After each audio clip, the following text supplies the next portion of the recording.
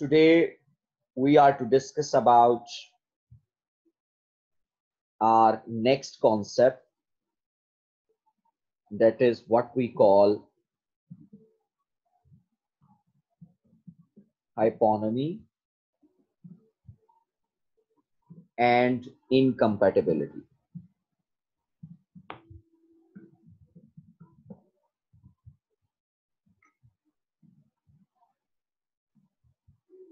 Semantics में एक और जो है वो रेफरेंस एंड सेंस रिलेशन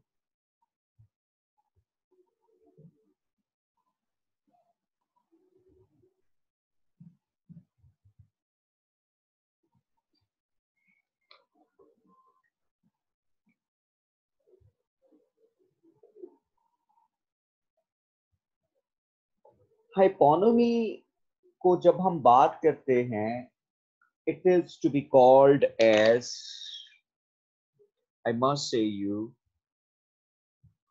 कि ये sense of inclusion of meaning के साथ जो है वो एसोसिएटेड है,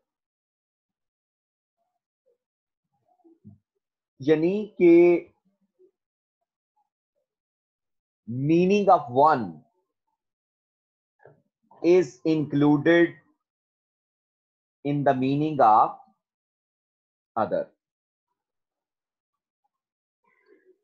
इसकी मिसाल हम कुछ यूं दे सकते हैं कि let's suppose you write a word here and you say that flower, and exactly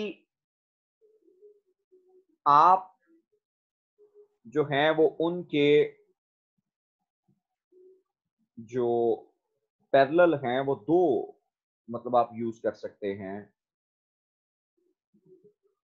it's flower अगर आप ऊपर टैग बनाते हो तो इनके दरमियान जो आपस में जो रिलेशन डेवलप हो रहा है, ये जो है ये एक मतलब लफ्ज फ्लावर बोलते तो ऑटोमेटिकली आपके पास उससे मिलते जुलते कितने ही कॉन्सेप्ट्स आ जाते हैं. मतलब रोज है, ट्यूलिप है, जैस्मिन है, फिर इसी तर्ज के साथ जो है वो और मतलब मुख्तलिफ टाइप्स जो हैं वो आपके पास जो है वो आपको नजर आ जाते हैं.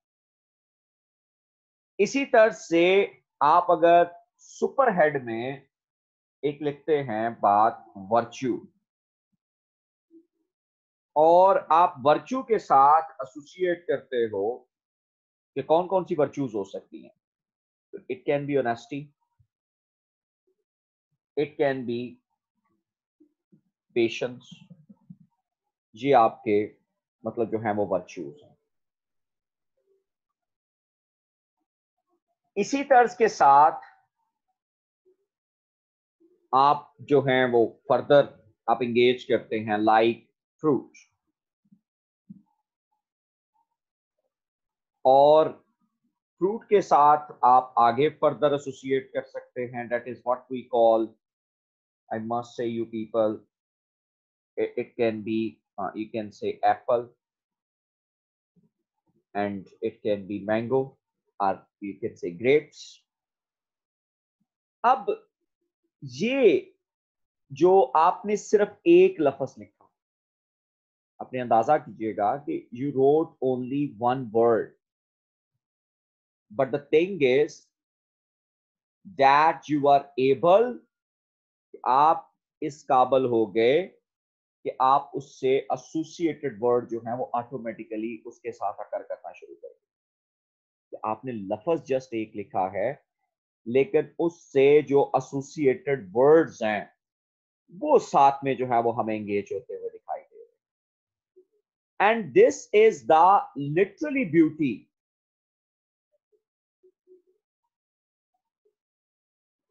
ऑफ द वर्ड, कि किस तरह से ये जो है वो आपस में कनेक्ट होते हुए हमें दिखाई देते हैं. कि ये अल्फाज जो हैं कि आप एक लफ्ज देखें तो उसके रिलेटेड जो अल्फाज हैं वो उसके नीचे उसके टैग के साथ हमें नजर आना शुरू हो जाए। तो ये जो ऊपर वाला हेड है इसको हम कहते हैं सुपर ऑर्डिनेट।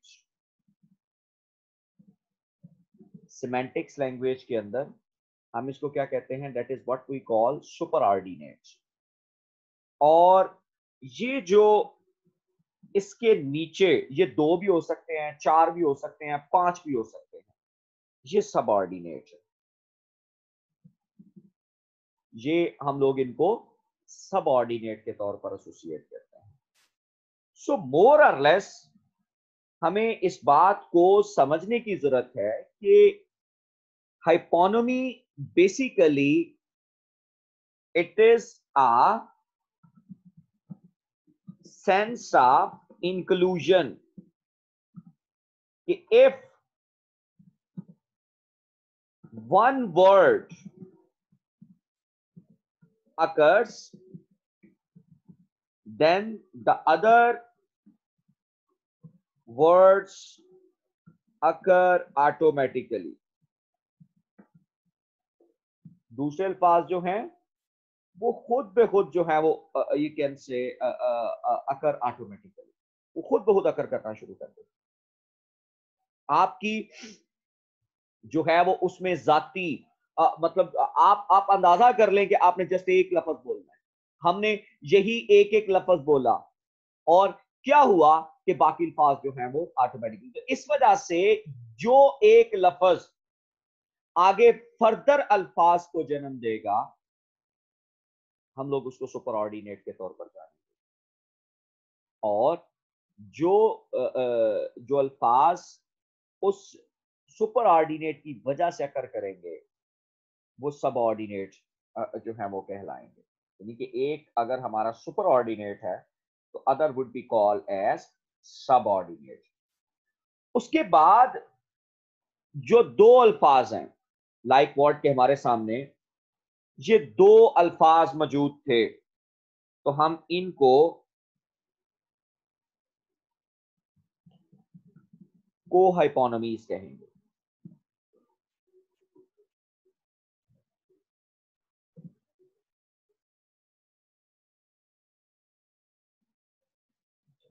कोहाइपोनोमीज,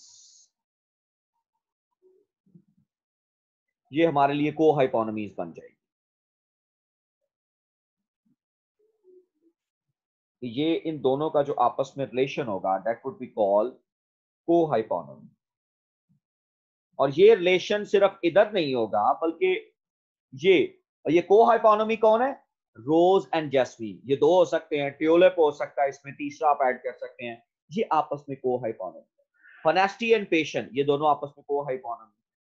सो हम लोग जब भी मतलब जो है वो इस कॉन्सेप्ट को कनेक्ट करते हैं तो हमें ये इस रिलेशन के हवाले से जो है वो जानने की जरूरत है कि ये रिलेशन वन अकरेंस के नतीजे में अदर अकरेंसेस होती है।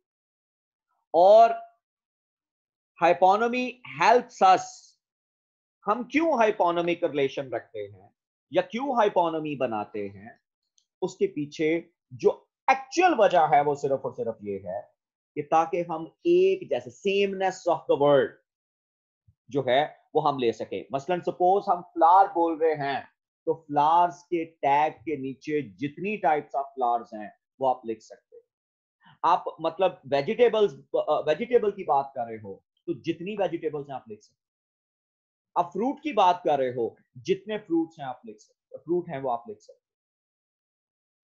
तो ये जो इनका आपस में कनेक्शन जो है वो इस वजह से बनाया जाता है कि ये सिनोनिम्स तो नहीं है, लेकिन जिस तरह से हमने सिनोनिमी प्रीवियस सेशन के अंदर डिस्कस की थी, ये सिनोनिमी तो नहीं है, लेकिन नो डाउट इनमें कहीं ना कहीं पर एक सेमनेस जो है, सेंस ऑफ सेमनेस जो है वो अकर करती है। और ये जो सेंस ऑफ सेमनेस है वो बुनियादी तौर पर जो है वो आपस में एक दूसरे के साथ कनेक्ट करती है। हाइपोनोमी जो है ये अब ये हाइपोनोमी आगे जाके हम इंशाल्लाह डिस्कस करेंगे। एक और ब्रांच को जन्म देती है जिसको कंपोनेंशियल एनालिसिस कहा जाता है। वो इंशाल्लाह जब नेक्स्ट बात करूंगा तो तब उसके हवाले से मैं जरूर आपके साथ डिस्कस करूंगा। सो हाइपोनोमी के अंदर हम जब भी बात करेंगे, it deals with sense of inclusion, कि आप जो है वो एक तरह से इंक्लूड कर रहे हैं चीजें, कि एक वर्ड के अंदर बाकी जो उससे रिलेटेड वर्ड्स हैं, you are basically including those words. Here we discuss with, you can say, the concept of hyponymy. Ji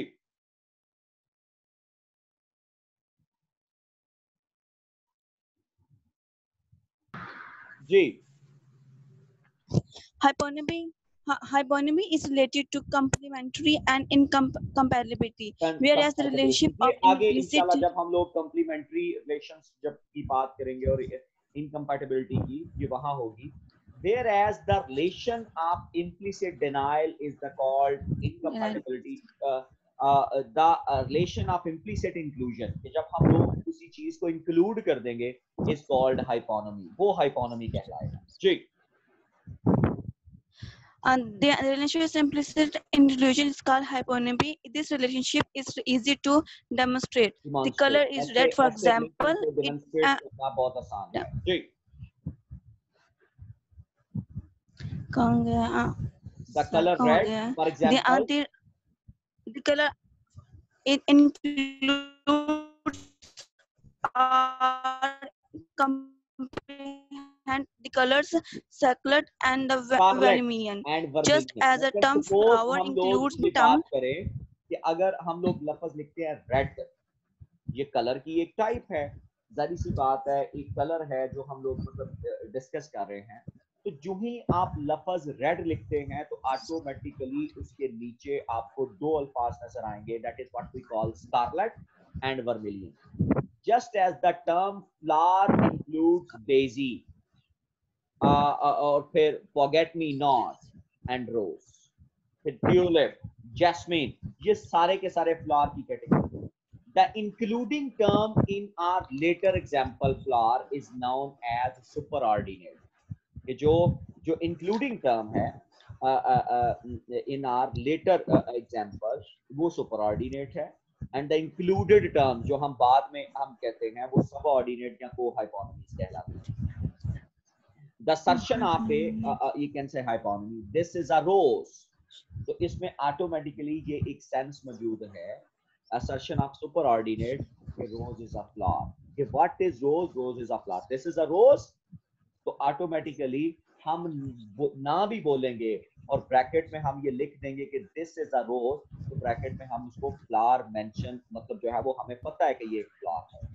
but assertion of the superordinate, कि मतलब आप फ्लावर लगाएंगे, आप लफ्ज लिखते हैं फ्लावर, तो ये ऑटोमेटिकली जो है वो does not automatically imply one specific you can say hyponymy, कि एक खास, मतलब सपोज कि आप ऊपर फ्लावर लिखते हैं और आप ये एक्सपेक्ट कर रहे हैं कि अगला बंदा जो है वो रोज बोलेगा, तो मुमकिन है शायद वो रोज ना बोले, वो ट्यूलिप और जैस्मीन बोले, तो ये जरूरी नहीं है। लेकिन अगर एक पर्टिकुलर वो बोलेगा, मतलब उस फ्लावर सुपर ऑर्डिनेट के नीचे जो सब ऑर्डिनेट है वो अगर वो एक्सप्रेस करता है, तो आप अंदाजा कर सकते हो कि उससे आप अंदाजा कर सकते हो कि ये किस टाइप में इसका सुपर ऑर्डिनेट जो है वो क्या होगा। तो ये याद रखिएगा कि जिस तरह से मैं आपके साथ ये एग्जांपल्स भी मैंने शेयर करी हैं, कि अगर आप इन एग्जांपल्स को भी सामने जो है वो आप मद्देनजर रखें, तो आप अगर बिलफर्ज जैस्मिन बोलते हो तो ये ऑटोमेटिकली अंडरस्टूड किया जाएगा कि ये फ्लावर है। लेकिन फ्लावर बोलने से जरूरी नहीं है कि जैस्मिन साथ में बोला जाए। फ्लावर बोलने के साथ मतलब आप ट्यूलिप बोल सकते हैं, रोज बोल सकते हैं, डेजी बोल सकते हैं, ये जरूरी नहीं होगा कि जैस्मिन। इसी तरह से वर्च्यू में ऑनेस्टी एंड पेशेंस हो, तो ये आपने मतलब ये जरूरी नहीं है कि मतलब वर्च्यू लिखें तो नीचे ये ट्रूथफुलनेस भी हो सकती है, ब्रेवरी भी हो सकती है, ठीक है। ये मतलब जो है और फिर उसके बाद जो है वो आप cooperation, that is also virtue, कि आप किसी के साथ जब तावन करते हैं तो वो वर्च्यू की सेंस में जो है वो एंगेज किया जाएगा। तो ये जब हम लोग बात करते हैं हाइपोनोमी के साथ, तो ये हमें इस बात को देखना होगा कि the assertion of the subordinates does not automatically imply one specific hyponymy. We can thus say that the implicational nature of hyponymy is unilateral or works one way only. ये सिर्फ एक मतलब जो है वो कॉन्सेप्ट के साथ काम करती है, जिसको हम लोग जो है वो जिसके साथ एसोसिएट करते हैं। ठीक। One of the most useful features of the principle of hyponymy is that it allows us to be general or specific as a particular linguistic occasions warrants as can be seen from the following hierarchies. अब देखिए लफ्ज आप plant की बात कर रहे हैं, तो प्लांट में 3 टाइप्स, मतलब फ्लावर, बुश और ट्री। ट्री की आप जो है वो आगे फर्दर डेसिडियस और फिर कॉनिफेरस। कॉनिफेरस की आगे फिर से 2 टाइप्स हैं, पाइन एंड फिर। ये अब आप अंदाजा कर सकते हो कि अगर ट्री जो है वो सुपर ऑर्डिनेट है, तो डेसिडियस और कॉनिफेरस जो है वो उसकी को हाइपोनिम्स, पाइन एंड फिर जो है वो को हाइपोनिम्स। तो ये आप फिर इसी तरह से वेजिटेबल में ग्रीन्स हैं, पल्सेस हैं, रूट्स हैं और टबर्स हैं। अब ग्रीन्स में कैबेज एंड स्पिनच, जो ये कैन से गोभी और पालक के साथ। पल्सेस जो बीन्स हैं आपके, उसमें पीज और बीन्स हैं आपके पास। रूट्स में कैरेट्स और टर्निप्स हैं। फिर टबर्स, उसमें पोटैटोज एंड जैम्स हैं। ये जो आप अंदाजा कर सकते हैं, जो नीचे हैं दोनों, ये इनमें एक तरह से यू कैन से सेंस ऑफ सेमनेस मौजूद है, हत्ता कि दोनों जो है वो उनकी शेप, उनका टेस्ट, यू कैन से उनकी जो पोजीशन है वो अलग अलग है। टर्निप्स और हैं, कैरेट्स और हैं, लेकिन फिर भी वो सेमनेस क्यों है? क्योंकि both grows inside the soil, ये मिट्टी के अंदर उगती है। Both grow inside the soil, जबकि ये भी पोटैटोज एंड यैम्स, ये टबर्स हैं, लेकिन ये आप कैबेज एंड स्पिनच जो हैं ये ग्रीन्स में से उसने इसको शामिल किया है। तो ये एक तरह से जो सेंस है वो बहरहाल मतलब जो है वो हाइपोनोमी के अंदर एग्जिस्ट करती है, और यही सेंस ऑफ हाइपोनोमी जो है वो आपस में इंटरलेटेड है। तो often these hierarchical diagrams are called taxonomies. ये जो मैंने डायग्राम्स आपके साथ शेयर की हैं, they are literally called taxonomies. हम इनको taxonomies कहते हैं। With each downward step, we encounter terms of more specific meaning. अब हम जितना नीचे जाएंगे, हम उतने specific meaning के साथ जो है वो associate होंगे। मसलन सपोज आपने वेजिटेबल के अंदर जो है वो उसने आगे फर्दर जो है वो टाइप्स हमें दी, और फिर उसके बाद आगे फर्दर हमारे पास टाइप थी जिसमें ग्रीन थे, जिसमें बीन्स थे, जिसमें रूट्स थी, जिसमें टबर्स थे। तो ये 4 मतलब हमें वहां पे नजर आती हैं। फिर आगे इन चारों के नीचे मजीद ये 8 को जन्म दे रही है, और सिर्फ लफ्ज वेजिटेबल ने पहले 4 को जन्म दिया और उन 4 ने फिर आगे मजीद 8 को जन्म दिया। तो ये आप और जितना आप और नीचे चले जाओगे मोर स्पेसिफिक होते जाओगे। तो हाइपोनोमी is a recently invented method of indicating the relationships that can exist between words. Occasionally items have to be put into a context to see whether their relationship can be best illustrated, कि इनका आपस में relationship भी बनता है कि नहीं, by means of one classification rather than other. Black and white are co-hyponymies, यानी कि ये दोनों कलर्स के साथ आती हैं when considered as colors, but they can be complementary in discussion about race, crops and piano keys. तो ये complementary relation के साथ जो है वो इंशाल्लाह जब एंटोनोमी हम लोग डिस्कस करेंगे तो उसमें ये बात जो है वो बहरहाल हमें नजर आएगी। When we talk about incompatibility,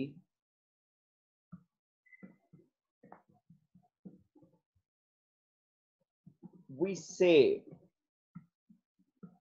occurrence of one item will be negation of all other relevant items। कि अगर एक आइटम अकर करती है तो उससे रिलेटेड बाकी जितनी भी हैं वो सारी की सारी नेगेट हो जाएंगी। सपोज इफ आई से he has a blue pen, so it means that I am specifying the color of pen, then all the colors, then all other colors are being negated, कि बाकी तमाम colour जो हैं वो negate हो रहे हैं। यानी जो अकरेंस ऑफ वन कलर, इसने बाकी तमाम कलर को क्या कर दिया है, वो नेगेट कर दिया है। फिर इसी तरह इसके साथ मैं कह देता हूं, देयर इज डार्कनेस। अगर ये बात हो रही है तो it means there is no light.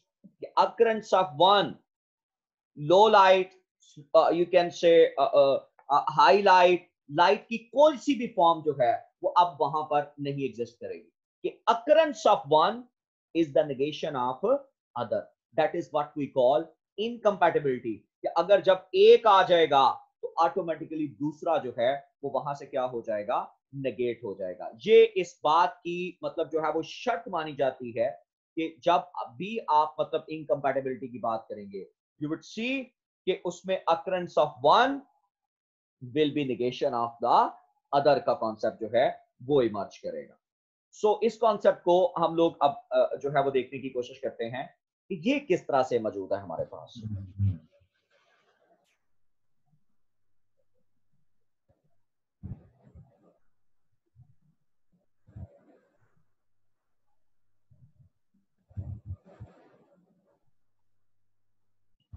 Incompatibility is generally defined on the basis of the relationship of contradictoriness।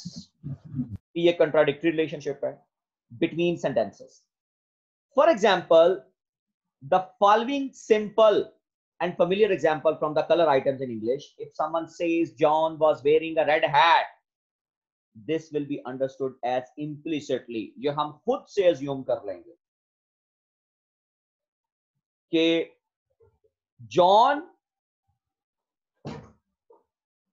implicitly denying John was wearing, you can say, denying John was wearing a green, blue, white, yellow, etc. है कि जब हमने ये categorically define कर दिया कि John red hat पहने हुए है, तो हमने साथ में ये बतला दिया, अब ये अंडरस्टूड हो गया कि जिस बंदे को, कि जी तुमने वो फला बंदा देखा है जो ब्लू शलवार कमीज में जा रहा था, तो इट मींस कि हम अब किसी भी बंदे को अब जिसने तलाश करना है उसने सिर्फ उसने ब्लू शलवार कमीज देखनी है, बाकी तमाम कलर उसने क्या कर देने हैं, नेगेट कर देने।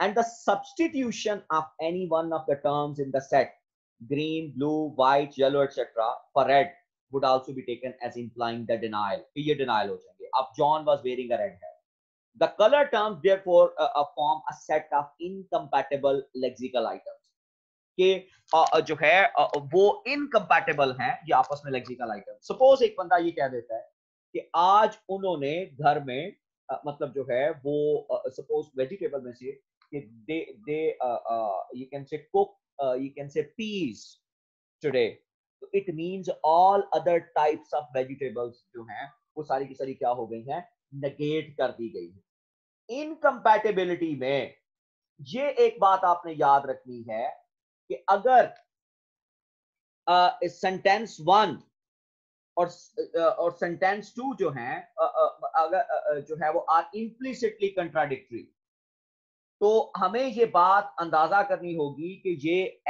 मतलब जो उनके अंदर जो कंट्राडिक्टरी आइटम्स है, मसलन suppose John was wearing a red hat, तो रेड के बाद John was wearing a green hat, तो हमें ये रेड और ग्रीन दोनों को हम लोग ये तस्वर करेंगे कि ये दोनों आपस में इनकम्पैटिबल हैं। जिधर रेड आएगा वहां ग्रीन नहीं आएगा और जिधर ग्रीन आएगा वहां पे रेड नहीं आएगा। ये एक बात हमें ये याद रखनी होगी। जाहिर सी बात है कि जब हम लोग इस जुमले को आपस में कनेक्ट कर रहे हैं तो ये इनका कनेक्शन, सपोज हम लोग इस बात को फर्दर मतलब जो है वो एंगेज कर सकते हैं कि आप ये कह सकते हैं कि they had you can say they used they went to Lahore by car. तो इट मींस हमने बाकी तमाम ट्रांसपोर्ट जो है वो क्या कर दी, डिस्कार्ड कर दी है। तो एक का अकर करना इम्प्लिसिटली दूसरे के डिनाइल की तरफ जो है वो इशारा करता है। तो ये एग्जैक्ट कंट्राडिक्टरी सेंस है कि जिसको हम आम लफ्जों में कहते हैं कि ये एंटोनोमी है, इंटोनोमी नहीं है। ये असल में इनकम्पैटिबिलिटी है कि जब एक अकर करेगा तो ऑटोमेटिकली दूसरे तमाम उस ग्रुप के जो होंगे, मसलन सपोज जैसा कि मैं बात कर रहा था कि दे कुक्ड पीस टुडे, उन्होंने आज जो थे वो मटर पकाए। अब मटर पकाना जो है वो वेजिटेबल की बाकी तमाम टाइप्स को जो है वो क्या कर रहा है, वो टबर्स को डिस्कार्ड कर रहा है, वो रूट्स को डिस्कार्ड कर रहा है, वो ग्रीन्स को डिस्कार्ड कर रहा है, और फिर वो यू कैन से बीन्स को डिस्कार्ड कर रहा है। वो सिर्फ एक बात कर रहा है कि उन्होंने जस्ट एक वेजिटेबल की बात की जा रही है, बाकी सारी की सारी जो है वो क्या हो रही हैं, डिस्कार्ड में जा रही हैं। या they you can say cooked chicken today या मटन टुडे, तो हम बाकी टाइप्स ऑफ मीट जो है वो क्या कर रहे हैं, डिस्कार्ड कर रहे हैं। वो कंट्राडिक्टरी सेंस के अंदर जो है वो यहाँ पर हमारे सामने मौजूद है। तो दिस सेंस यू कैन से अकर, और ये हमारे सामने मौजूद है, हम इसको इनकम्पैटिबिलिटी की फॉर्म के अंदर जो है वो देखते हैं। That's overall about your you can से दिस सेंस। इंशाल्लाह नेक्स्ट सेशन में जब हम बात करेंगे तो हम बात करेंगे इसके ऊपर जो है वो इंटोनोमी के ऊपर इंशाल्लाह।